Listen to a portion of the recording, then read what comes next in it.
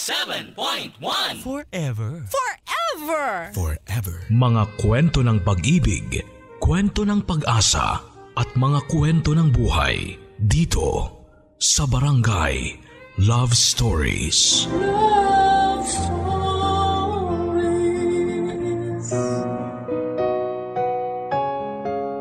Posible nga bang tumibok ang puso para sa dalawang tao? O sadyang nagiging mapaghanap lang tayo sa mga panahon na wala ng oras sa atin ang taong mahal natin? Dear Papa Dudut, magandang araw sa inyo pati na rin sa mga kabarangay na nakikinig sa ngayon. Tawagin niyo po ako sa pangalang Rhea. 26 years old at nagtatrabaho bilang isang office staff sa bangko dito sa Bulacan. Na-discover ko ang programa ninyo nang minsang mapakinggan ko ito sa isa kong kaopisina during lunch break namin. Ang sabi niya sa akin ay pwede raw magpadala sa inyo ng kwento ng buhay. Kaya naman nagbaka sakali akong mababasa po ninyo ang sulat kong ito at mabibigyan ako ng payo. Papa Dudut, meron po akong boyfriend at tawagan na lang natin siya sa pangalang Ivan. Nakilala ko siya sa isang outreach program na sinamahan ko noong college. Pareho kaming nasa second year college noon at nasa isang grupo na magbabahay-bahay para magbigay ng mga pagkain. Bago matapos ang araw ay nagkapalitan kami ng cellphone number. At mula noon, Papa Dudut, ay palagi na kaming magka-text at sinabi niya na liligawan daw niya ako. Pero dahil gusto ko talaga makapag-focus sa pag-aaral ay naging magkaibigan muna kaming dalawa. Hanggang sa sinagot ko na siya sa mismong araw ng graduation namin. Suwabe ang naging umpisa ng relasyon namin ni Ivan. Siguro dahil na rin sa pareho kaming nakahanap kaagad ng trabaho. Mabait at masipag siyang magtrabaho at marami kasi siyang pangarap para sa aming dalawa. Bukod doon ay malambing din siya at mahilig sa mga surprises. Isa yon sa mga pinaka nagustuhan ko sa kanya. Sa aming dalawa kasi ay ako talaga ang mas spoiled niya. 2 taon na ang relasyon namin, nangayain niya akong magsama na kami sa iisang bahay na malapit sa pinagtatrabahuhan namin. Umayag naman ako kasi naniniwala ako na mas makikilala mo ang isang tao kapag nakasama mo na siya sa iisang bubong. Pakiramdam ko naman ay totoo yon dahil mas naging open kami sa isa't isa ni Ivan na nakatulong sa relasyon namin. At ang 2 taon na relasyon namin ay tumagal pa ng 6 na taon.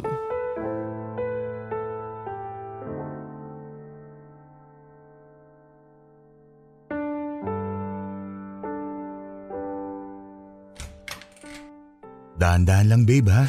Baka matisod ka. Ano ba kasi itong surprise mo sa akin? At kailangan mo pa talagang piringan ng mga mata ko. Paano ito magiging surprise kung makikita mo kaagad? Pero nasa na ba tayo? Apartment pa rin ba natin itong pinasukan natin? Oo naman. Nakita mo naman na sa harap tayo ng apartment nagpark. Bago kita piniringan kanina, hindi ba? Oh, maupo ka na dito. Aalalayan kita. Ang bango ah. Parang bigla akong nagutom sa naaamoy kong masarap na pagkain. Siyempre, kasama yan sa mga sorpresa ko. Oh, pagbilang ko ng 3, pwede mo nang tanggalin ang piring mo ha. Babe, kinakabahan na ako ah. 1, 2, 3. Surprise! Oh my gosh. Babe, ano to? Laptop! Alam ko, pero di ba mahal to? Di ba nga? Sabi mo parang malapit na masira yung laptop na ginagamit mo sa trabaho. Kaya yan, binili kita ng bago. Happy anniversary, babe! Happy anniversary! Sana nagustuhan mong inihanda ko para sa'yo ha. Sobra, babe. Kasi ang ina-expect ko talaga ngayon, alam mo yon, simpleng dinner lang dito sa apartment. Pero eto, may pa-flowers ka pa talaga. Kasama ng mga paborito kong pagkain dito sa lamesa natin. Tapos itong laptop na to. Sobrang thank you talaga, babe. Ano ka ba? Wala yun. Laptop lang yan na alam kong kailangan mo sa trabaho. Huwag ka na umiyak. Sorry, hindi ko lang talaga mapigilan. Ay, grabe.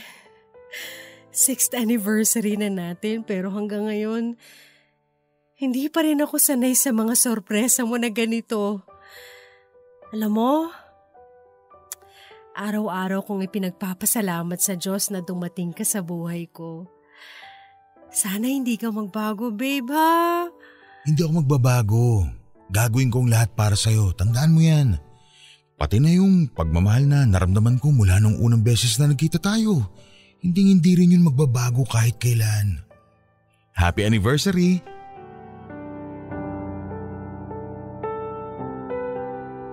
Papa Dudut, akala ko talaga ay pwedeng hindi na magbago ang lahat sa amin ni Ivan. Hiniling ko pa nga na sana ay wala na kaming ending dahil pareho namang kaming happy sa relasyon naming dalawa. Pero siguro nga ay totoo yung sinasabi nila na ang lahat ng matamis na pagkain ay pwede ring tumabang sa paglipas ng panahon. 1 taon pa ang lumipas ay napansin ko ang unti-unting pagbabago kay Ivan.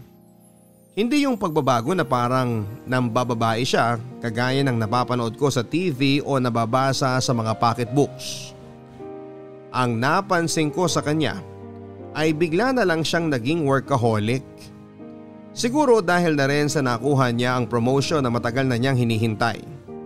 Okay lang naman sana sa akin dahil alam ko na para din yon sa future naming dalawa ang ginagawa niya. Kaya lang Papa Dudut ay halos nawala na siya ng oras sa akin o sa relasyon naming dalawa. Dumating sa point na nasa iisang bubong nga kami pero para bang hindi kami magkasama. Dahil kahit nasa bahay ay dala-dala pa rin ang trabaho niya galing opisina. Kung hindi naman ay palaging tulog dahil sa pagod. Hindi niya na rin ako sinosurpresa sa Monsario anniversary namin. Marami na kaming family gathering na hindi napupuntahan at hindi na rin kami nakakapag out of town na dati naman ay naisisingit namin sa schedule naming pareho. Parang ang bango ng dinner natin ngayon ah. Siyempre, niluto ko yata ang paborito mong ulam. Kaya kumain ka na bago pa to lumamig. Sige, tikman ko nga. Babe, sobrang sarap nga. Namiss ko talaga to. The best talaga ang tinola mo. Sus, nambola pa to. Babe, may gusto nga pala sana akong hingin sa'yo. Sige, ano yan? Kahit ano pa yan, ibibigay ko. Natatandaan mo ba yung beach resort na pinuntahan natin nung 4th anniversary natin? Oo. Yung sa may Davao yun, hindi ba? Yung medyo mahalang bayad? Oo, yun nga. Pero may promo sila next month na 50% discount. Tapos 3 days and 2 nights na. May kasama na ring buffet yun, babe. Kaya baka pwedeng mag-file ka ng leave kahit 2 araw lang para dun. Teka sandali, babe. 2 araw? Oo, ididikit naman natin sa off mo eh. Para may 1 araw na pahinga pa tayo. Babe naman, sayang yung leave credits ko na pwedeng makonvert sa cash. Kung gagamitin pa natin yan sa ganong kalayo na bakasyon. Saka, gastos lang yun eh. Pero naka 50% discount naman sila eh. Tapos next month pa naman yun. Pwede pa tayo makakuha ng plane ticket na naka-promo rin. Bakit hindi na lang tayo magbakasyon dyan sa malapit? Sa Cavite o sa Laguna o kaya dito na lang din sa Bulacan. Kailan ba tayo huling beses na nakalabas ng Luzon para magbakasyon? 2 years ago na yata eh. Alam mo naman na hindi ganun kadali mag-file sa amin ng leave, hindi ba? Lalo na ngayon sa posisyon ko sa trabaho. Hirap pa rin ako mag-adjust hanggang ngayon, babe. Saka babe, para rin naman sa atin tong ginagawa ko eh. Huwag ka na magalit ha. Alam ko na, kasalanan ko talaga kasi nawawalan na ako ng oras sa'yo. Pero promise, babawi talaga ako. Pero wag muna ngayon, please.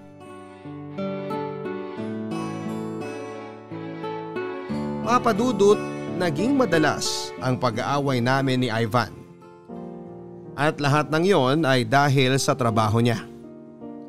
May isang beses pa na in-invite kami ng mami ko na mag-dinner sa bahay kasama ang family ko dahil birthday ni Lola.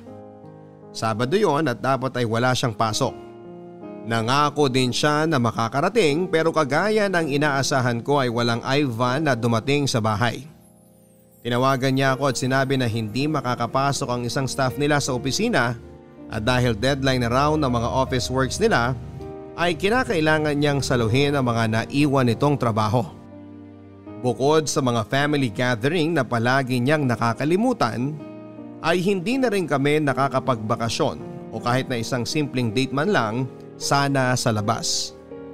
Ang palagi niyang dahilan ay pwede naman daw na magluto na lamang sa bahay. Mas tipid sa energy, oras at sa pera. Kapag naman weekend ay dapat ay off niya, ay nag-overtime pa rin siya sa kanyang trabaho. Nagpagawa na nga siya ng maliit na opisina sa apartment namin. Isang space na kapag nandun siya ay hindi siya pwedeng abalahin. Dahil kapag nawala ang concentration niya sa ginagawa niya, nang dahil sa akin ay mabilis na iinit ang ulo niya, na mauuwi lang din sa away. Hindi naman talaga ako yung tipo ng demanding na girlfriend. Pero Papa Dudut, alam ko ang responsibilidad namin ni Ivan sa isa't isa bilang magpartner. Na para bang kinalimutan na lang bigla ng boyfriend ko nang dahil sa trabaho niya. Papa Dudut, wala yatang araw na hindi kami nagkakaroon ng kahit na kaunting pagtatalo ni Ivan. Madalas naman na naaayos din namin lahat kapag nagsusori na siya sa akin. Aminado naman kasi siya kung ano ang dahilan ng pagtatalo namin. Kaunting oras lang naman kasi ang hinihingi ko sa kanya para sa relasyon namin na hindi ko maintindihan kung bakit hindi niya maibigay. Isang taon pa ang lumipas nang ipadala siya sa Dubai ng kumpanya kung saan siya nagtatrabaho. Nagbukas kasi sila ng panibagong account doon at siya ang napili para i-manage yon. Siyempre bilang isang dedicated sa trabaho na empleyado ay tinanggap niya yon nang hindi man lang iniisip ang magiging sitwasyon naming dalawa. Sobrang inaway ko siya noon dahil nag-decide kaagad siya nang hindi man lang pinapaalam sa akin. Away na muntik nang mauwi sa hiwalayan. Kung hindi lang talaga niya ako niyakap at iniyakan habang sinasabi na para sa future naming dalawa ang lahat ng ginagawa niya, ay hindi kami magkakaayos. Hanggang sa wala na nga akong nagawa pa kung hindi ang pumayag na umalis siya para sa isang taon na pagtatrabaho sa Dubai. Naging consistent naman ang tawagan namin sa umpisa. Pero kagaya ng inaasahan ko, unti-unti siyang nawala ng oras sa akin. Dahil kung gaano siya ka-workaholic nang magkasama pa kami sa apartment ay dumoble yata nang makarating na siya ng Dubai.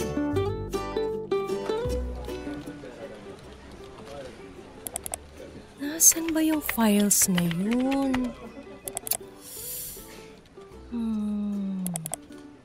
Bakit hindi ko makita dito sa folder na binuksan ko sa computer? Ito. Hindi eh. Dapat nandito lang yun eh. Hi, pinatawag mo raw ako? Ay, ikaw ba yung bagong transfer dito sa department namin at yung nag-ayos ng mga report kagabi? Oo, ako nga. Bakit? May mali ba sa ginawa ko? Wala naman pero hindi ko kasi makita dito sa folder yung report na hinahanap ko. Sa tingin ko, nagkamali ka ng pinaglagyan. Lah, ganun ba? Pwedeng patingin ang folder na binuksan mo? Sige. Umupo ka muna dito sa isang upuan habang hinahanap mo yung files. Wala pa naman yung katabi ko eh. Salamat. Dapat nandito lang yun kasi ito yung sinabing folder ni Miss Irma kagabi. Eto. Nakita ko na. Sa katabing folder ko pala siya nailagay. Kaya naman pala. Sige, ako na lang mag-aayos mamaya kasi hindi yan dapat nandyan. Pasensya ka na ha. Ang sungit kasi ni Miss Irma kagabi. Kaya sa totoo lang, hindi ko masyadong naintindihan ang mga instruction na binigay niya. Ayos lang. First week mo pa lang naman dito sa opisina kaya ayos lang na magkamali ka. Isa pa, masungit talaga yun si Irma. Akala mo kung sino pare-pareho lang naman tayo ng posisyon dito sa opisina. Akala ko, ako lang ang nasusungitan sa kanya. Rhea ang pangalan mo, di ba? Sabi nung nagpatawag sa akin kanina. Oo, Rhea nga. Ako nga pala si Elmo. Nice to meet you, Elmo. Alam mo, buti na lang pala at nagkamali-mali ako sa paglalagay ng mga files sa computer. Ha? Bakit naman? Kasi kung hindi ako nagkamali, wala sana akong dahilan ngayon para malapitan at makausap ka. Ang suplado mo kayang tingnan mula dun sa table ko. Gano'n ka na nga ulit katagal dito? Mag-iisang linggo.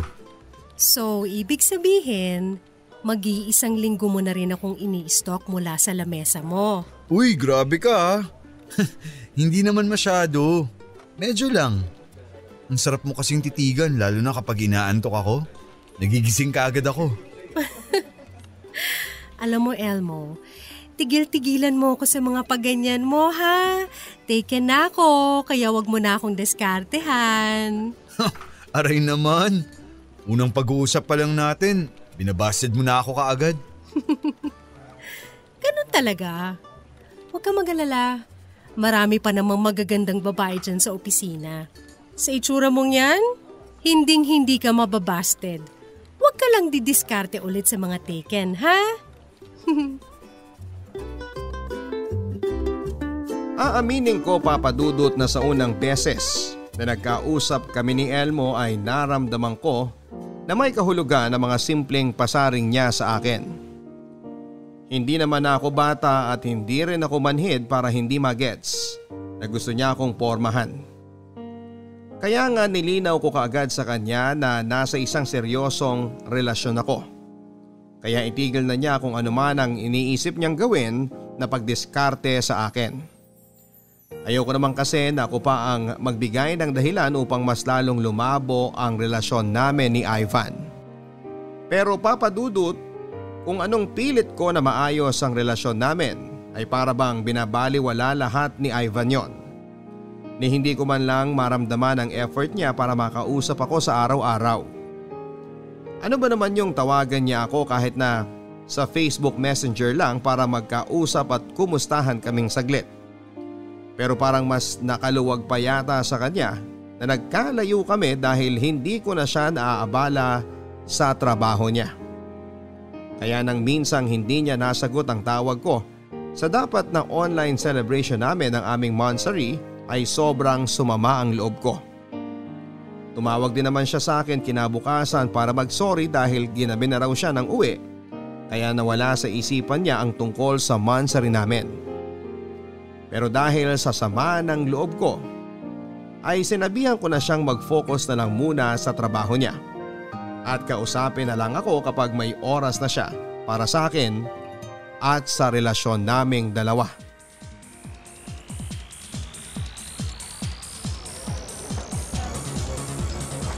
Woo! Party pa! Woo! Rhea? Elmo? Nandito ka rin pala sa bar? Tara, sayaw tayo! Woo! Sinong kasama mo? Ha? Ang sabi ko, sinong kasama mo?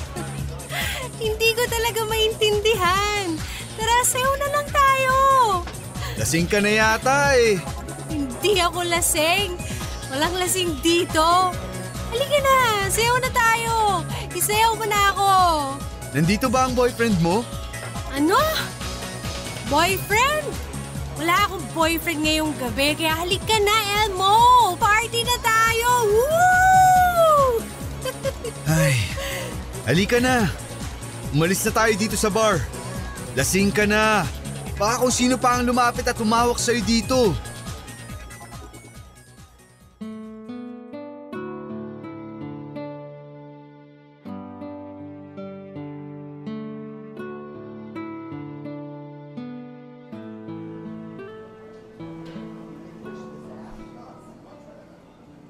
Pasensya ka na kanina ha. Medyo naparami yata yung inom ko talaga. Mabuti na lang nakita mo ko doon. Kasi kung hindi, baka wala ako ngayon dito sa coffee shop. At sa ibang lugar ako dinala ng kung sino man ang humila sa akin. Wala yun.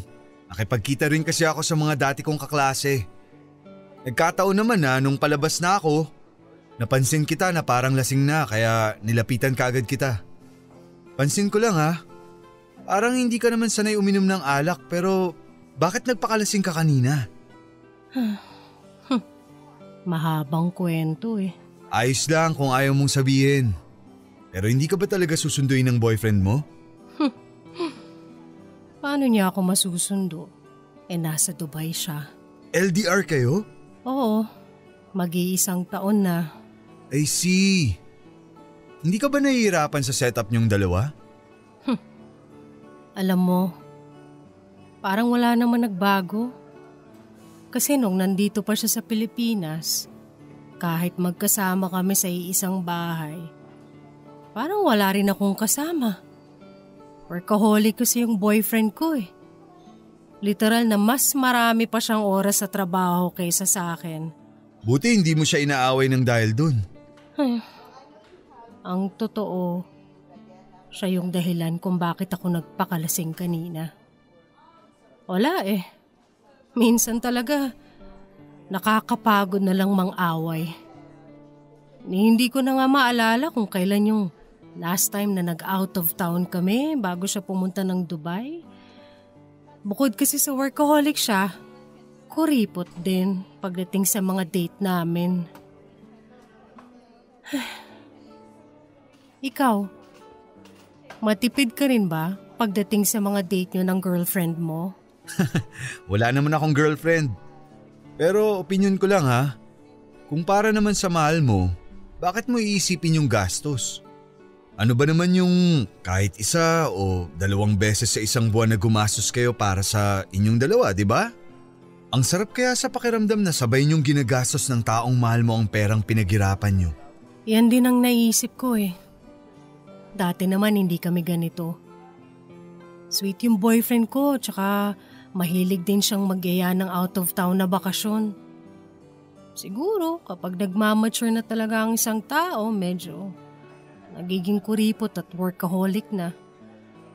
Sobrahan nga lang yata si Ivan masyado.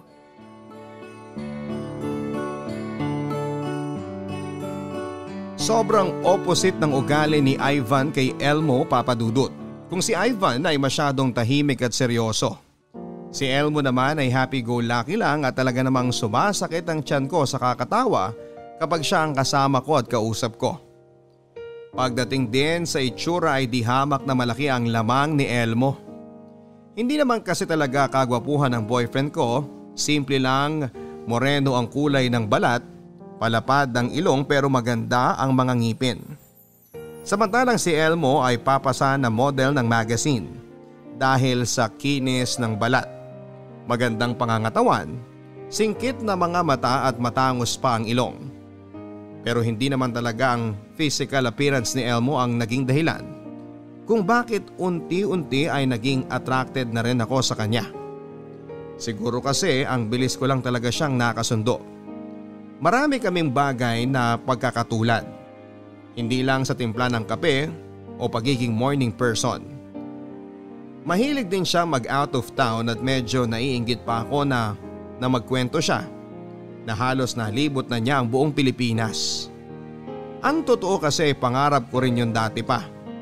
Ang malibot ang buong Pilipinas at ang buong mundo kasama si Ivan. Na unti-unti nang nagagawa ni Elmo kahit mag-isa lamang siya. Mula nga ng gabi na nagkita kami ni Elmo sa bar at nagkakwentuhan sa coffee shop. ay nagsimula na kaming maging close sa isa't isa. Masaya naman kasi talaga siyang kausap at hindi siya nauubusan ng topic at mga jokes. Sa opisina ay madalas na rin kaming magkasama since nasa parehong department kaming dalawa. Si Ivan naman ay hindi ko pa rin kinakausap ulit. At nagpalit din ako ng cellphone number para hindi niya ako makontakt. Yun naman kasi ang gusto niya, hindi ba? Ang makapag-focus sa trabaho, kaya ako na lang ang gagawa ng paraan para dumistansya sa kanya. At dahil madalas kaming magkasama ni Elmo sa loob o labas man ng opisina, ay mas lalo naming nakilala ang isa't isa. At mas naging close kaming dalawa. Halos nasabi ko na nga lahat sa kanya ang tungkol sa hinanakit ko kay Ivan.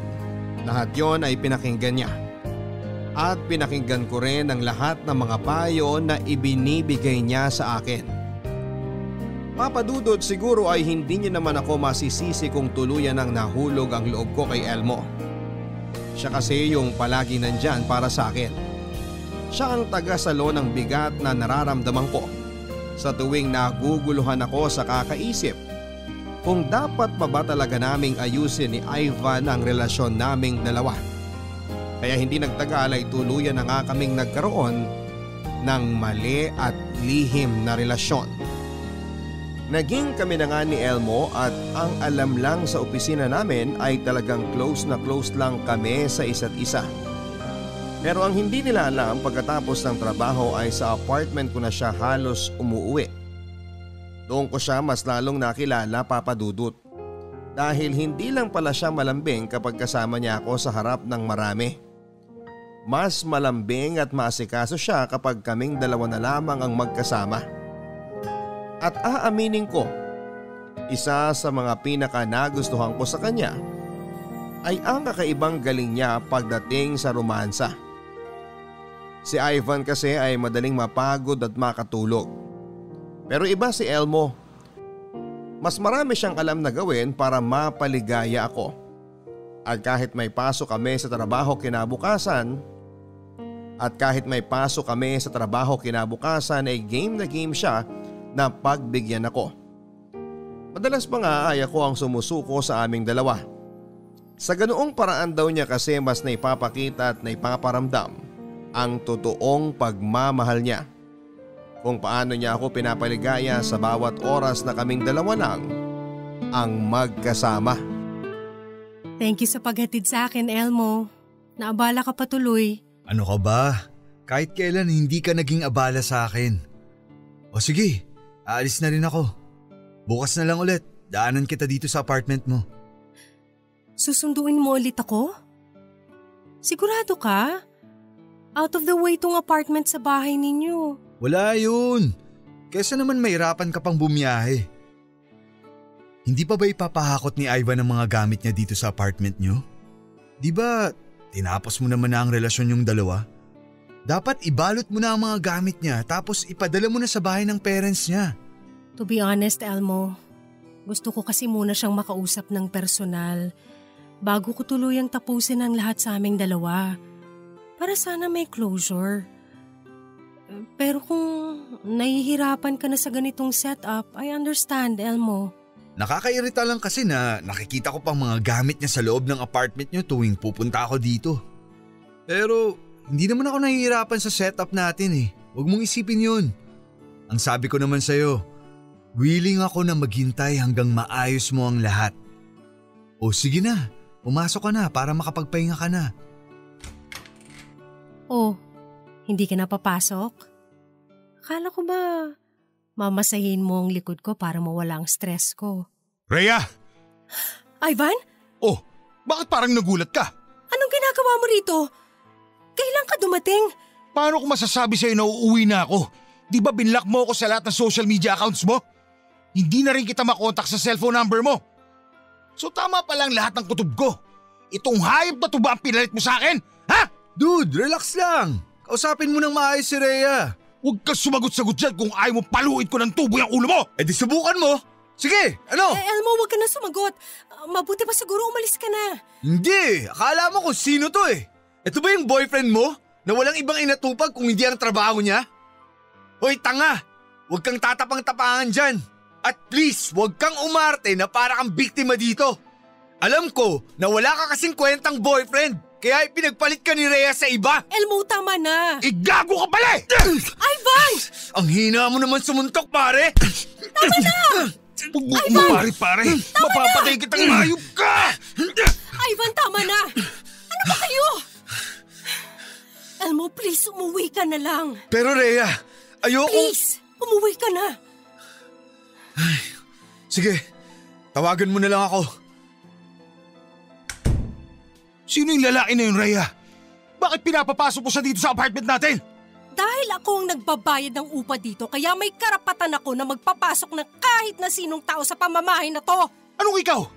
Palagi naman ako nagpapadala ng pera sa'yo, di ba? Na kahit kailan, hindi ko pinakialaman o ginalaw. Kaya huwag mong isusumbat sa akin ang mga pera mo, Ivan. Sandali nga, Rhea. Akala ko ba gusto mong ayusin pa natin to? Paano natin naayusin to? Kung wala ka naman dito. Kaya bumukha ka na lang sa ibang lalaki, ganun ba? Hindi ko siya hinanap. Hindi ko sinasadya ang lahat.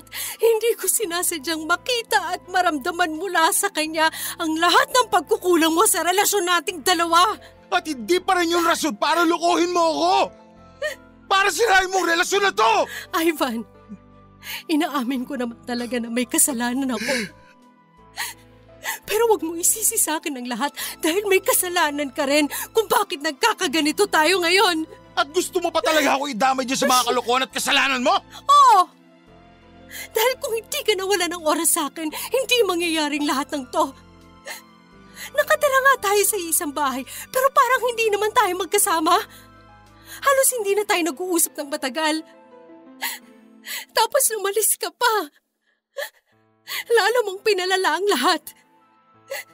Si Elmo, siya ang palaging may oras para sa akin. Pinaramdam niya yon kung ano yung mga bagay na bigla mo nalang inalis sa relasyon natin. Kaya mas gusto mo pang ituloy ang relasyon yung dalawa kaysa ayusin nyo sa atin? Mas pinipili mo siya? Rhea, halos 7 na taon na tayo. Itatapon mo lang ba yun para sa buwisit na lalaki mo na yan?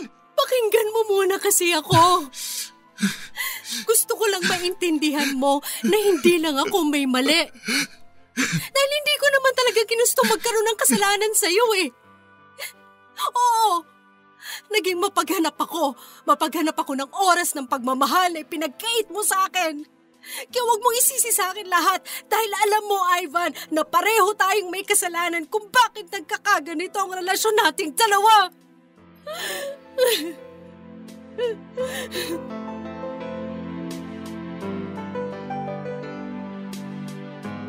Oo, ako ang nagloko at nagkaroon ng ibang lalaki.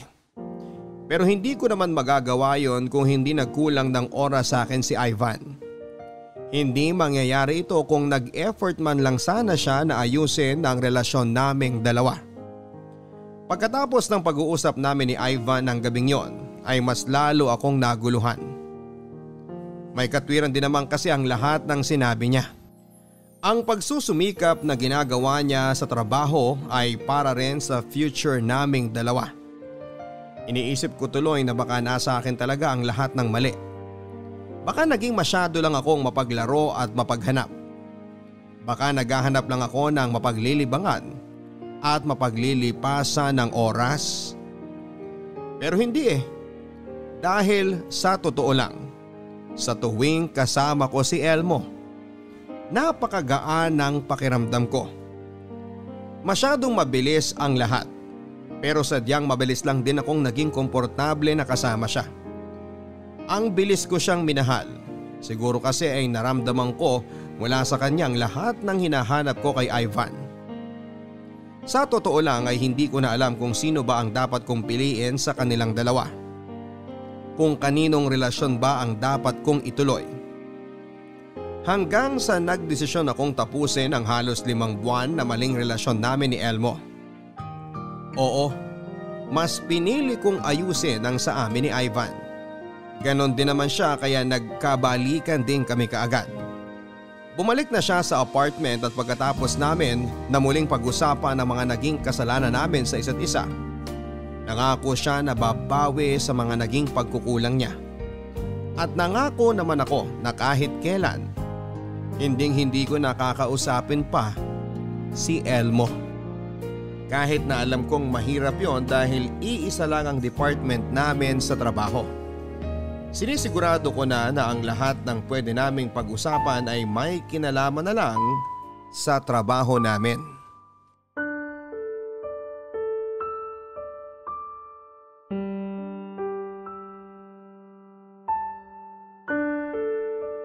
Rhea, sandali.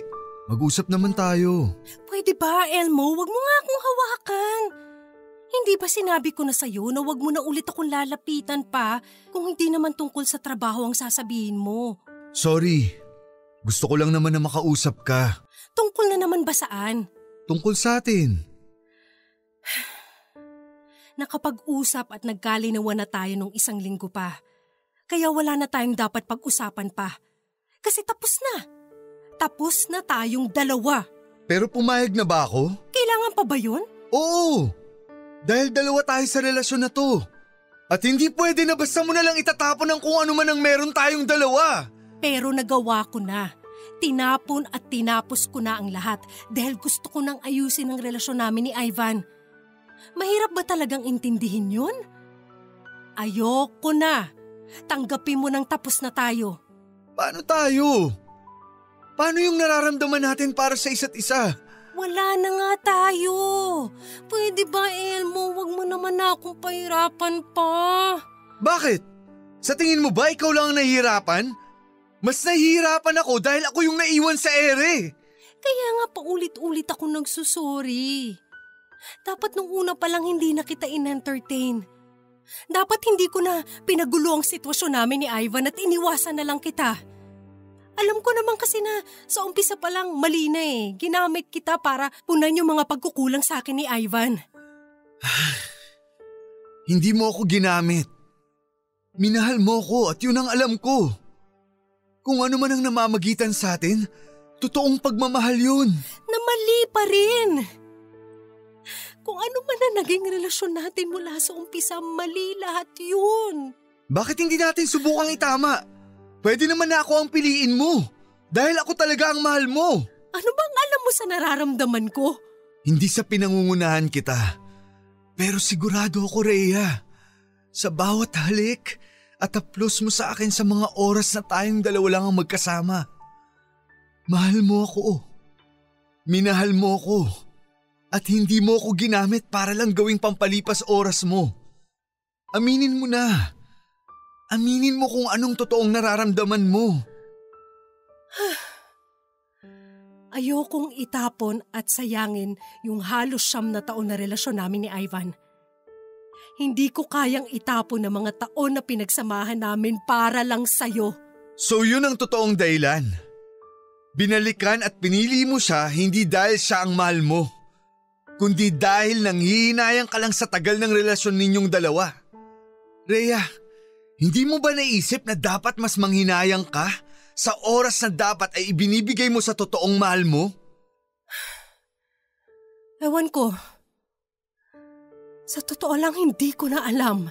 Kung naguguluhan ka pa pala, bakit nakipagbalikan ka kaagad sa kanya? Dahil gusto ko nang ayusin ang relasyon namin ni Ivan. Kahit hindi ka sigurado na mahal mo pa rin siya? Oo. Dahil yun ang nag-iisang bagay na sigurado ko na gusto kong gawin. Ang hindi masayang ang napakatagal na pinagsamahan namin ni Ivan. Kaya please lang, Elmo, layuan mo na ako.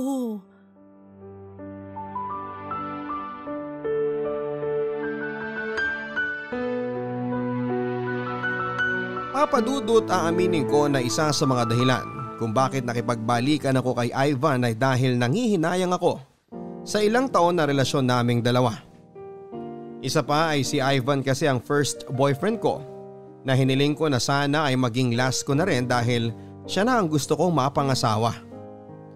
Kaya lang mula nang makilala at makasama ko si Elmo, parang nagbago ang lahat. Naramdaman ko, Papadudot, na parang mas matimbang na siya sa puso ko. Iba kasi ang saya na ibinibigay niya sa tuwing magkasama kaming dalawa noon. Mas magaan at masarap siyang kausap. Para bang chill lang lahat at walang pressure. Hindi kagaya ni Ivan na walang ibang gustong pag-usapan kung hindi trabaho at mga plano para sa future. Pero kahit alam ko sa sarili ko na mas mahal ko na si Elmo, ay si Ivan pa rin ang pinili ko. Ayoko kasing magtapon ng maraming taon para lamang sa ilang buwan namin ni Elmo. Paano nga kung masyado lang kaming natuwa sa isa't isa, pero pampalipas oras lang naman talaga ang lahat. Paano kung may ugali pa kami na hindi na ipapakita na pwede naming ika-turn off? At least si Ivan, kabisado ko na ang lahat sa kanya at ganon din siya sa akin. Kaya naman ginawa ko ang lahat para tuluyan ng maiwasan pa si Elmo sa loob o labas man ng opisina. Kasabay ng pag-iwas ko kay Elmo ay ang pagfo-focus ko na maayos ang relasyon naming dalawa ni Ivan. Hindi na rin naman siya bumalik pa ng Dubai at dito na ulit sa Pilipinas nagtrabaho. Nangako rin siya sa akin na tutulungan niya akong ibalik yung dating kami para maayos ang relasyon namin. Naging maayos kami sa umpisa, Papa Dudut, at hindi na masyadong nagtatalo. Pero habang tumatagal ay parang nagsisimula siyang bumalik sa dati. Yung Ivan na cold, workaholic at mainit din ang ulo pagdating sa bahay. Hanggang sa bumalik na nga kami sa dati ni Ivan. Bumalik na rin ang dating Ivan na palaging dahilan ng pag-aaway naming dalawa. Oo, hindi na siya nag-overtime sa trabaho. Hindi na rin pumapasok kapag Sabado o Linggo. Pero parang gano'n na rin ang naging setup naming dalawa. Dahil palagi niyang inuuwi ang mga trabaho niya sa bahay. Palagi ko siyang hindi makausap ng maayos o kahit malambing man lang. Pero pagkatapos naman niyang gawin ang mga inuuwi niyang office work, saka siya lalapit sa akin at magsusori sa pag-init ng ulo niya at mabilis na pagkairita sa akin. Nang dahil doon ay nagsisimula ko ng maramdaman, Papa Dudut, na parang nagkamali ako ng pinili at naging desisyon. Lalo na kapag nagsisigawan na kami ni Ivan sa loob ng apartment at nagkakasumbatan. Nasa huli naman ay naayos din naming dalawa. Iniisip ko noon na palagi na lang ba talaga kaming ganito. Walang ibang ginawa kung hindi ang mag-away ng dahil sa trabaho niya. Tapos magkakaayos din sa bandang huli. Minsan kasi ay nakakasawa at nakakapagod na. Isang araw ay lumapit sa akin si Elmo at kagaya ng dati ay pilit ko siyang pinagtatabuyan. Pero ang sabi niya noon ay gusto niya lamang ipaalam sa akin na nakita niya si Ivan sa isang restaurant na malapit sa kanila. May kasama raw itong babae at isang batang lalaki na kamukha nito at pinaghihinalaan niyang anak ni Ivan. Dumiretso pa raw ng grocery na malapit sa restaurant ang mga ito. Hindi lang daw yon isa o dalawang beses dahil linggo-linggo raw niyang nakikita ang mga ito na magkakasama. Sobrang nagalit ako kay Elmo dahil pakiramdam ko nang dahil sa kagustuhan niyang mabawi ako kay Ivan ay sinisiraan niya at gumagawa na siya ng kwentong paninira sa boyfriend ko. Kaya naman sinabihan ko na siya na itigil na ang paninira kay Ivan. Pero sa totoo lang, Papa Dudut, mula nang sabihin niya yon ay hindi na nawala ang kaba sa dibdib ko. Kaya naisipan ko na sorpresahin si Ivan pagkatapos ng trabaho niya sa opisina. Ang hindi ko alam ay ako pala ang masosorpresa dahil sa mga malalaman ko.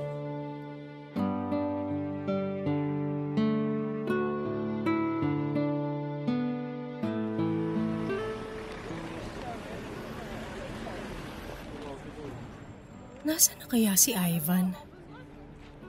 Hindi niya na sinasagot ang mga tawag ko. Ang sabi ng guard sa opisina nila, nandito lang daw siya sa restaurant. Teka, siya yata yun. Pero sino yung babaeng kasama niya na inabutan niya ng pera?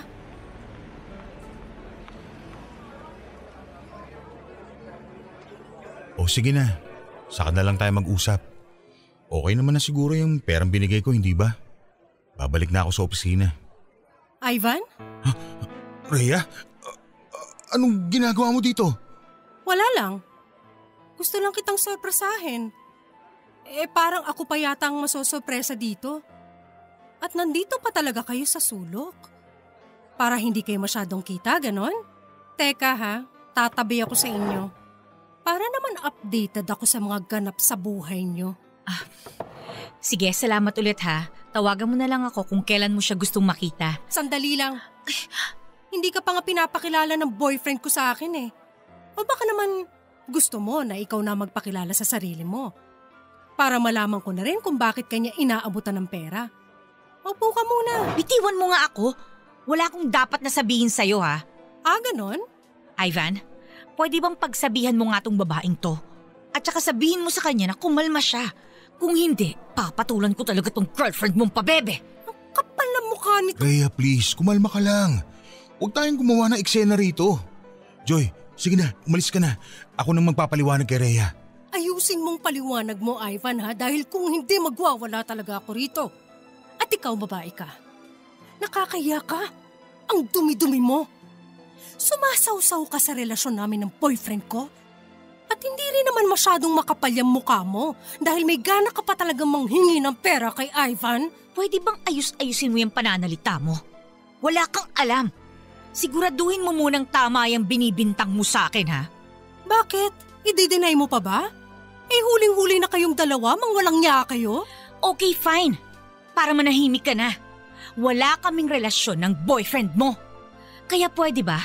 Ayoko ng gulo dahil hindi ako pumapatol sa mga taong makitid ang pag-iisip. At talagang hinahamon mo kung babae ka. Akala mo kung sino ka ha?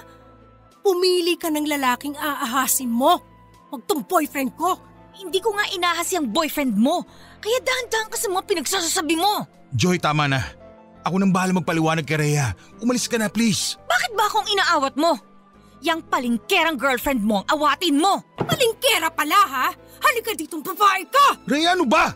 Sinabi ng tama na eh. Hindi ka ba talaga titigil ha? Nakakahiya na sa mga tao. Wala akong pakialam. Halika dito! Para magkaalaman tayo.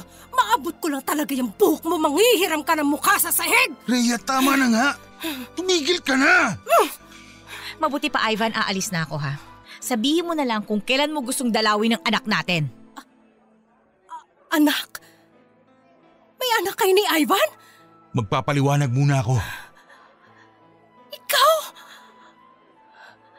Ang sabi mo, wala kayong relasyon ng boyfriend ko.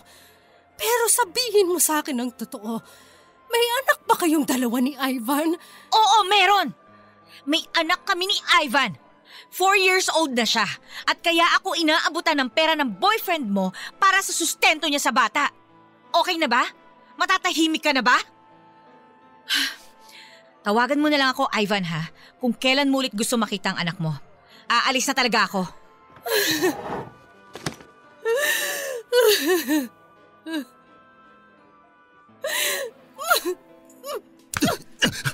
Rhea, sandali! Teka muna! Papahin mo muna ako! Magpapaliwanag ako! Ako ba ako?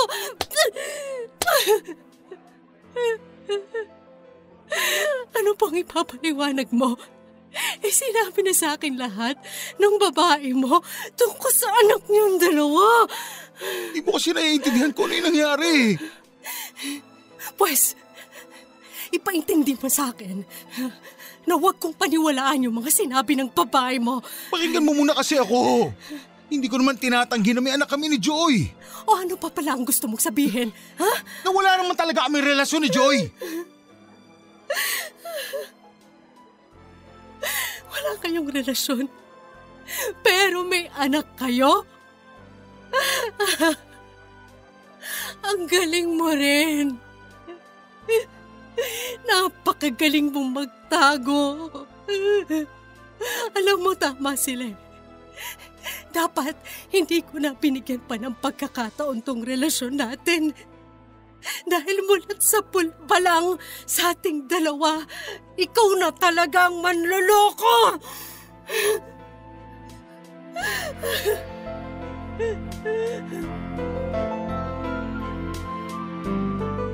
Papa Dudut, hindi ako makapaniwala na totoo pala ang lahat ng sinabi ni Elmo tungkol kay Ivan.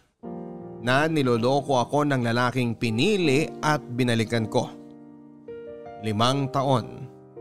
5 taon na niya pala akong niloloko. Kahit sabihin niya na isang beses lang na may nangyari sa kanila ni Joy, nakabuo pa rin sila ng bata. May anak na siya na itinatago niya sa akin ng ilang taon. Na kaya pala halos pinapatay na niya ang katawan niya sa pagtatrabaho ay para mas maitago niya sa akin ang responsibilidad niya sa anak niya. At kung hindi ko pa sila mahuhuli sa akto, mukhang wala pa talagang balak si Ivan na sabihin sa akin ang katotohanan. Sobrang sakit lang. Kasi pinilit ko pang ayusin ang relasyon namin na matagal na pala talagang sira ng dahil sa kanya. Akala ko kasi ako talaga ang may mali kaya magulo ang relasyon naming dalawa. Na naging masyado lang akong mahina at mapaghanap dahil sa kawalan ng oras ni Ivan para sa akin. Pero may dahilan naman pala lahat ng ginagawa niyang sobrang pagsusumikap sa trabaho. Hindi lang yon para sa akin o sa amin.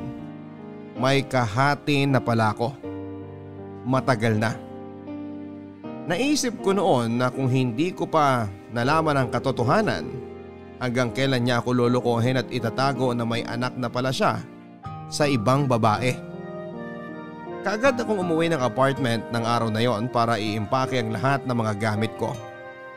Pero sumunod din si Ivan para subukan pa akong kausapin. At pigilan kahit na buo na talaga ang desisyon ko na tapusin na ang lahat sa aming dalawa.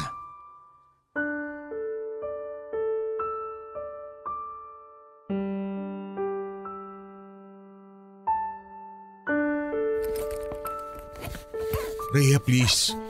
Itigil mo muna kasi ang pag-iimpake mo. Teka, mag-usap muna tayo. Para saan pa? Nakita at nalaman ko na lahat. Sinabi na ng babae mo sa mismong harapan ko na magkaharap-harap tayo kanina.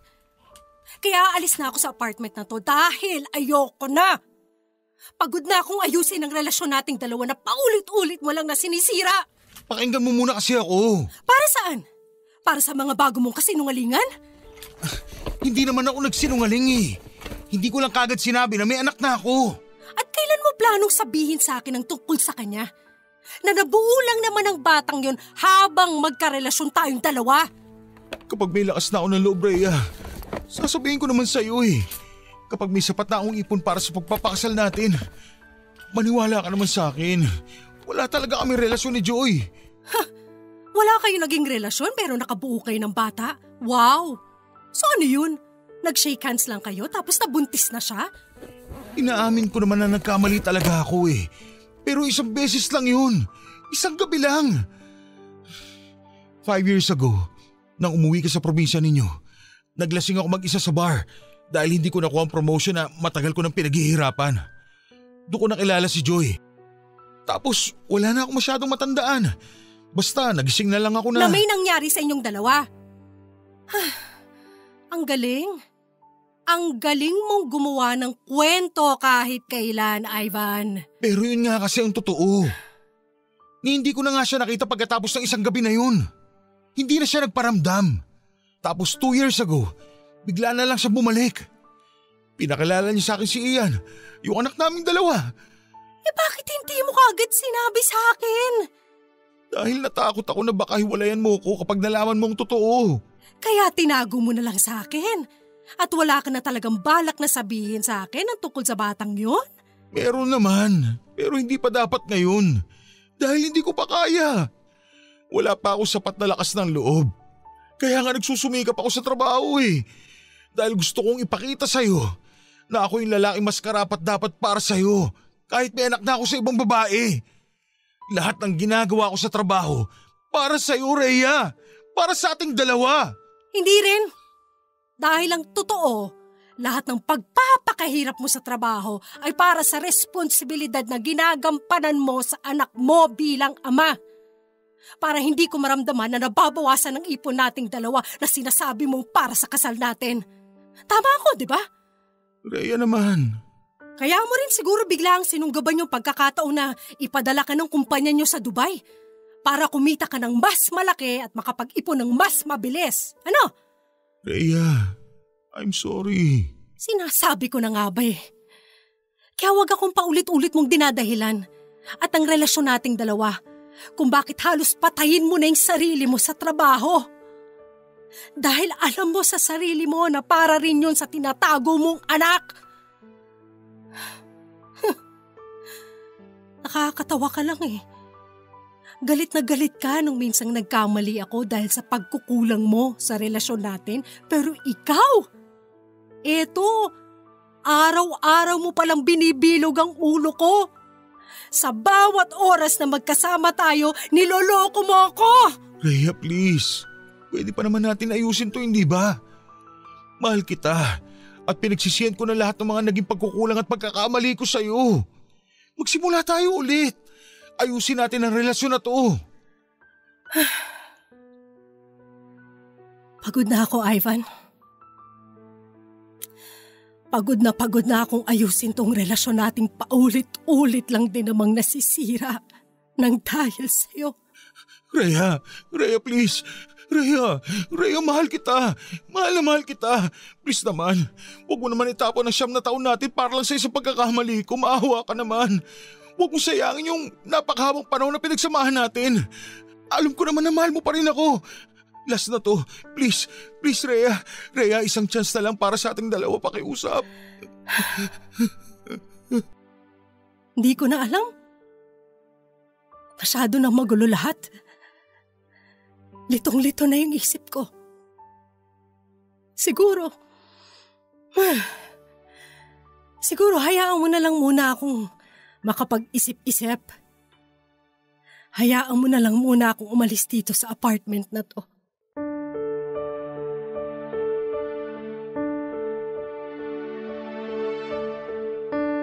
Papa Dudut, umalis na nga ako ng apartment namin ni Ivan at tuluyan ko na ring tinapos ang relasyon naming dalawa. Alam ko naman kasi na yun naman talaga dapat ang matagal na naming ginawa. Dahil hindi na talaga nagiging maayos ang pagsasama namin.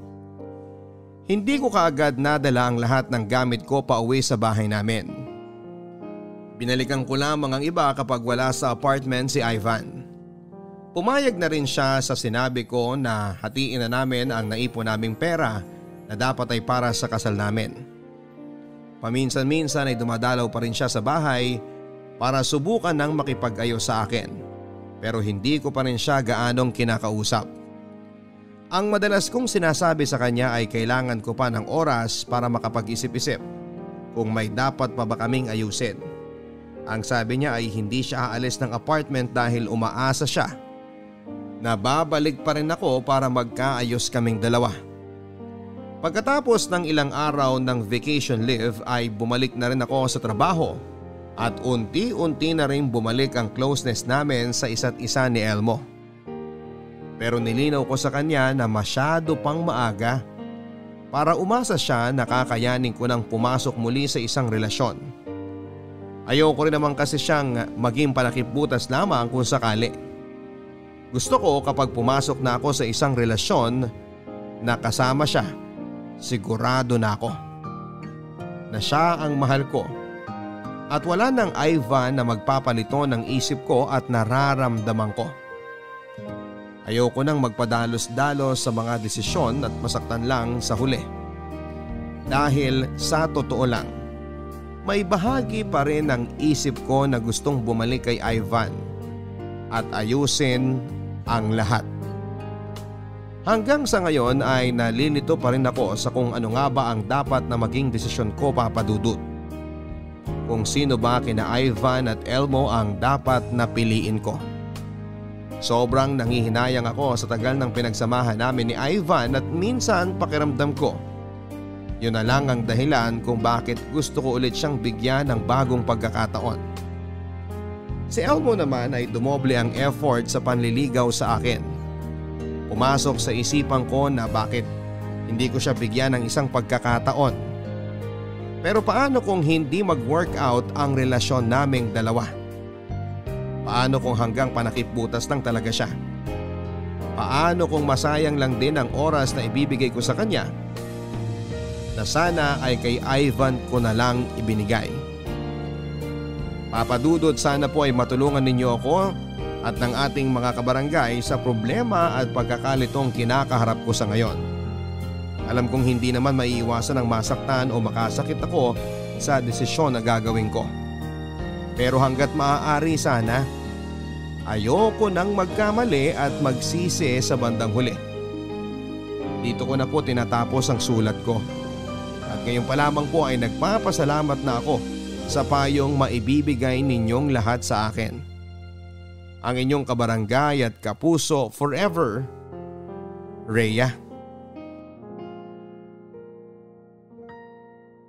Mga kwento ng pag-ibig, kwento ng pag-asa at mga kwento ng buhay dito sa Barangay Love Stories. Love Stories.